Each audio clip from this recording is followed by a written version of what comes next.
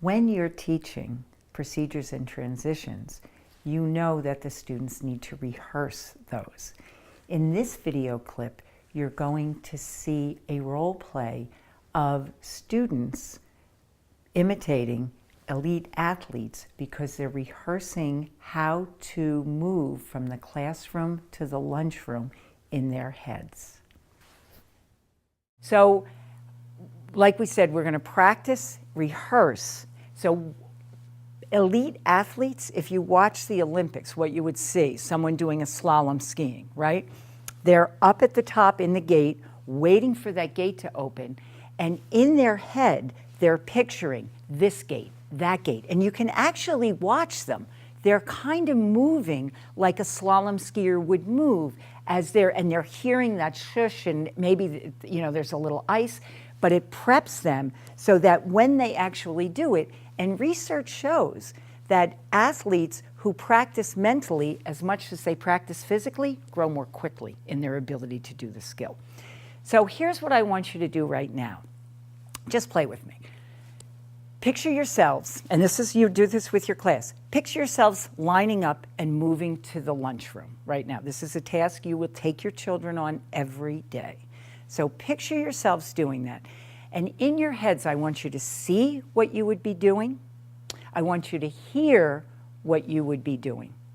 And I want you to feel what you would feel, either your feet in front of you, or the excitement of going to lunch, or the calmness of going to lunch. Whatever your feeling is, that's valid, and just do that right now.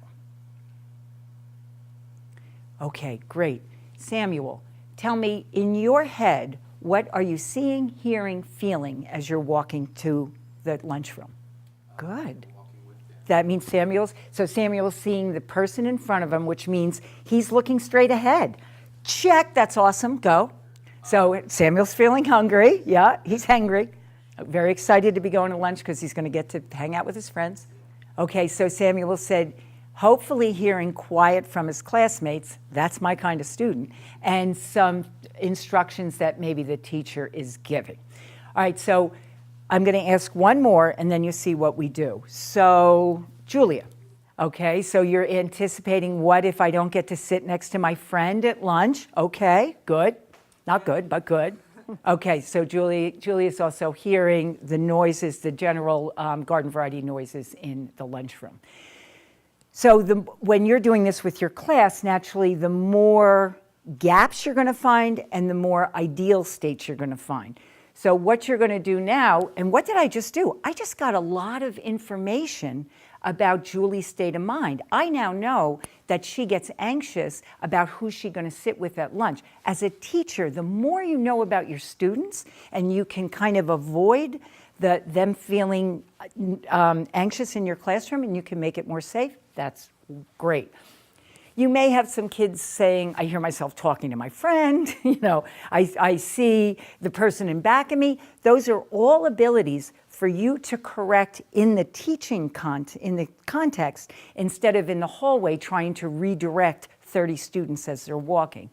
So now I would say to my class, okay, boys and girls, so we're going to take what Samuel said, and right now I want you to close your eyes and picture in line, you're seeing the head of the person in front of you. And now I want you to hear quiet, because we know our goal going to the lunchroom is to be as quiet as mice.